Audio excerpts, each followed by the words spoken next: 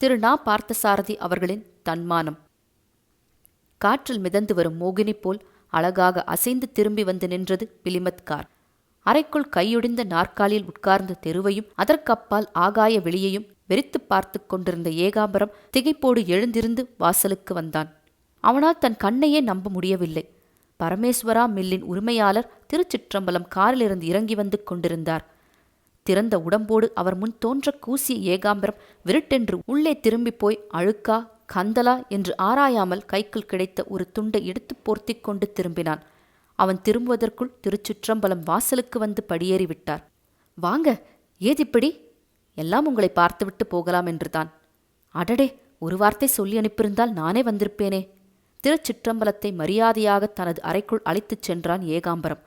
உட்காருவதற்கு நாற்காலியை எடுத்துப் போட்டான். திருச்சிற்றம்பலம் உட்கார மறுத்துவிட்டார். இல்லை, நீங்கள் உட்கார்ந்து கொள்ளுங்கள் ஏகாம்பரம், நான் இப்படி இருந்து கொள்கிறேன் என்று வினயமாக பணிவோடு கூறிய திருச்சிற்றம்பலம் சிரித்துக்கொண்டே ஜன்னல் விளிம்பில் சாய்ந்தாற்போல உட்கார்ந்து கொண்டார்.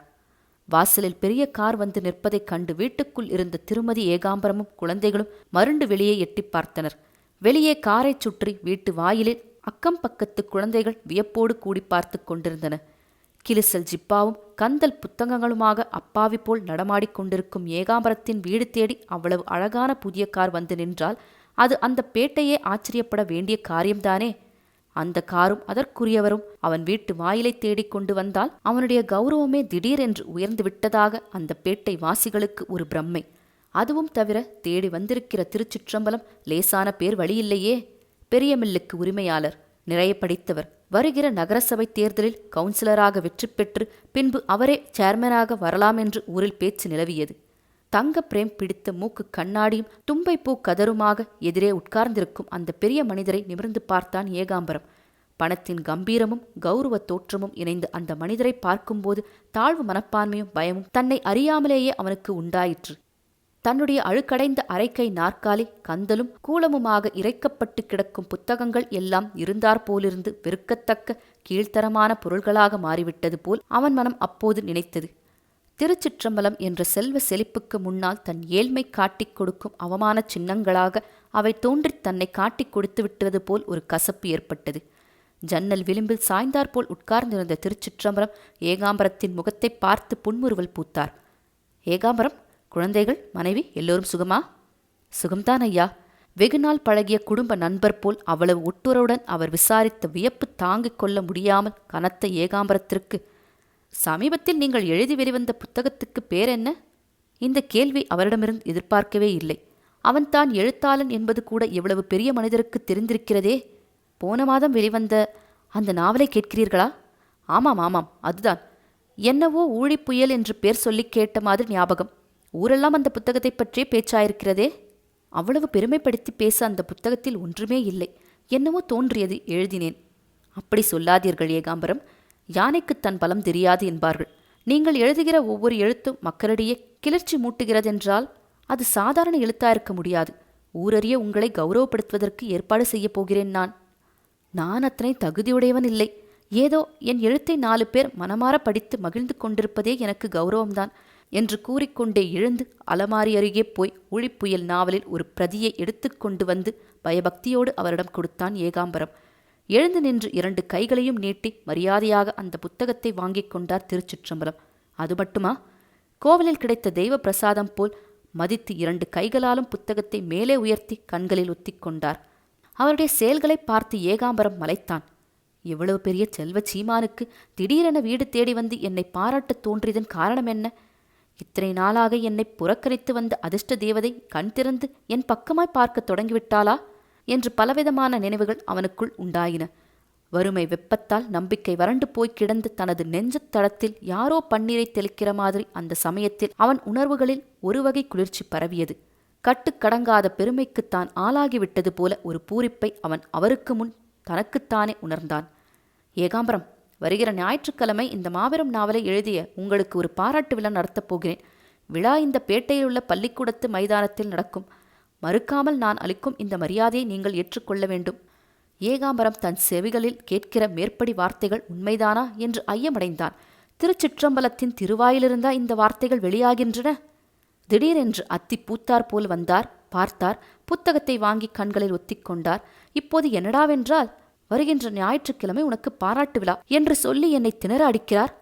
எல்லாம் சொப்பனத்தில் நிகழ்கின்ற மாதிரியல்லவா வேகமாக நடக்கிறது. கட்டாயம் நீங்கள் இதற்கு இணங்கித்தான் ஆக வேண்டும். யோசிக்காதீர்கள். வீட்டுக்குப் போனதும் முதல் வேலையாக இந்த நாவலை படித்துவிட்டுதான் மறுவேளை பார்க்கப் போகிறேன். ஊரெல்லாம் இதை பற்றி பேச்சாகிருக்கிறது. ஏகாம்பரம் அவருடைய வார்த்தைகளை காதில் வாங்கிக் கொண்டே தலையை குனிந்து கீழே பார்த்தான். தரை அவனை பார்த்து நகைத்தது. வலுவில் தேடி வருகிற சீதேவியை காலால் உதைக்க முடியாது. சபலம் யாரை விட்டது? நீண்ட நேர வற்புறுத்தலுக்குப் பின் விழாவை ஏற்றுக்கொள்வதாக ஒப்புக்கொண்டான் ஏகாம்பரம். அவர் விடை பெற்றுக் கொள்ளும்போது, ஏகாம்பரம், ஞாயிற்றுக்கிழமை மாலையில் விழா. உங்களை அழைத்து கொண்டு வர கார் அனுப்புகிறேன், வந்துவிடுங்கள் என்று சொல்லிவிட்டு போனார். அவ்வளவுதான். மறுநாள் காலையிலிருந்து அந்த பேட்டையே அமர்க்கலமாகிவிட்டது. பிரபல எழுத்தாளர் ஏகாம்பரத்துக்கு பாராட்டு விழா என்று மூவர்ண நோட்டீஸ் சுவர்களெல்லாம் பெரிது பெரிதாக ஒட்டப்பட்டிருந்தன. தினப்பத்திரிகைகள் எல்லாம் ஏகாம்பரத்துக்கு விழா நடத்தும் திருச்சிற்றம்பலத்தை பாராட்டி உபதலயங்கள் எழுதியிருந்தன. எங்கே திரும்பினாலும் ஏகாம்பரத்திற்கு விழா நடத்தப் போகும் திருச்சிற்றம்பலத்தின் பெருந்தன்மை முழங்கிற்று. திருச்சிற்றம்பலத்தின் புகைப்படத்தை எல்லா பத்திரிகைகளும் பிரசுரித்தன, புகழ்ந்து எழுதின. இதில் வேடிக்கை என்னவென்றால், ஒரு பத்திரிகையாவது ஏகாம்பரத்தின் படத்தை பிரசுரிக்கவில்லை. அவனுடைய எழுத்திறமையை பற்றி அதிகம் எழுதவில்லை. எல்லா இடத்திலும் திருச்சிற்றம்பலத்தின் புகழ்தான் பரவியது. மூவர்ண சுவரொட்டிகளில் கூட திருச்சிற்றம்பலம் நடத்தும் ஏகாம்பரத்தின் பாராட்டு விழா என்று அவருடைய பெயருக்குத்தான் முதன்மை கொடுக்கப்பட்டிருந்தது. ஆனால் ஏகாம்பரம் உள்பட எவருக்கும் இதெல்லாம் ஒன்றும் வித்தியாசமாக படவில்லை. இவ்வளவு சிரமப்பட்டு இத்தனை பெரிய விழா நடத்துகிறவர் பேரை கூட போட்டு கொள்ளாமலா இருப்பார் என்று எண்ணிக்கொண்டு மன அமைதி பெற்றார்கள். ஞாயிற்றுக்கிழமை வந்ததும் விழா நிகழ இருந்த பள்ளிக்கூட மைதானத்தில் நிறைய பணம் செலவழித்து பிரமாதமான பந்தல் போடப்பட்டிருந்தது. ஒளிப்பெருக்கி இசை முழங்கிற்று. ஜே ஜே என்று பெருங்கூட்டம். மேடையில் பிரமுகர்கள் புடைசூழ திருச்சிற்றம்பலம் உட்கார்ந்திருந்தார். ஏகாம்பரத்தை அழைத்து வர திருச்சிற்றம்பலத்தின் கார் போயிருந்தது. எல்லோரும் ஏகாம்பரத்தின் வரவை எதிர்பார்த்து காத்திருந்தார்கள். மாலை மணி 3:30 இருப்பதற்குள் கிளிசல் இல்லாததும் வெள்ளையானதுமான ஜிப்பா ஒன்றை போட்டுக்கொண்டு வீட்டு வாசலில் காத்திருந்தான் ஏகாம்பரம். அழகான அந்த பெரிய கார் ஒயிலாக திரும்பி அவன் வீட்டு வாசலில் வந்து நின்றது. டிரைவர் கீழே இறங்கினான். அவன் முகமலர்ச்சியோடு ஏகாம்பரத்தின் அருகில் வந்து, சார், அது நீங்க எழுதின புத்தகமா? ரொம்ப நல்லா இருக்குது சார்.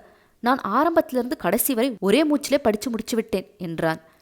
எந்த புத்தகத்தை சொல்ற என்று ஒன்றும் விளங்காமல் கேட்டான் ஏகாம்பரம். உடனே டிரைவர் காரில் கதவை திறந்து தன்னுடைய சீட்டின் கீழிருந்து ஒரு புத்தகத்தை எடுத்து காட்டினான். அந்த புத்தகத்தை பார்த்ததும் ஏகாம்பரம், ஏனப்பா, இது உன்னிடம் எப்படி வந்தது? உன் முதலாளிக்கல்லவா இதை நான் அன்பளிப்பாக கொடுத்தேன். நீ அவரிடம் கேட்டு வாங்கி படித்தாயா என்று திகைப்புடன் டிரைவரிடம் கேட்டான். டிரைவர் ஒரு தினுசாக சிரித்தான். அவருக்கு இதெல்லாம் படிக்க நேரம் ஏதுங்க? உங்ககிட்ட இருந்து வாங்கிட்டு வந்தவர் இதை காரிலே மறந்து போட்டுட்டு போயிட்டாரு. நான் எடுத்து படித்ததில் நல்லதா பட்டது, வச்சுக்கிட்டேன். அதுக்கப்புறம் அவரும் கேட்கவே இல்லை. சுளீர் என்று நெஞ்சில் சவுக்கடி விழுந்தது போலிருந்தது ஏகாம்பரத்திற்கு. தன்மானம் கொதித்தது. நெஞ்சில் ஏதோ ஒரு உணர்வு மேல் எழும்பித் துடித்தது. ஐயா, உலக தெரியாத ஆளா இருக்கீங்களே. முனிசிபல் எலெக்ஷன் வருது. அந்த பேட்டையிலே முதலாளி நிற்க போறாரு. 4 பேர் தன்னை பெருசா நினைக்கணும்னா இப்படி யாரையாவது ஒருத்தரை தூக்கி விடணும்னு இந்த விழா கிலா எல்லாம் தடபுடல் பண்றாரு. டிரைவர் பேசிக்கொண்டே போனான். உன் பேர் என்ன டிரைவர்? ஏங்க, முனிரத்னம். அந்த புத்தகத்தை வாங்கி, உண்மை ரசிகன் முனிரத்னத்திற்கு அன்பளிப்பு என்று எழுதி கையெழுத்து போட்டு கொடுத்துவிட்டு, இந்தா, இதை நீ வச்சுக்கோ. எனக்கு விழாவுக்கு வர ஒழியாதுன்னு உங்க முதலாளி கிட்ட போய் சொல்லிடு.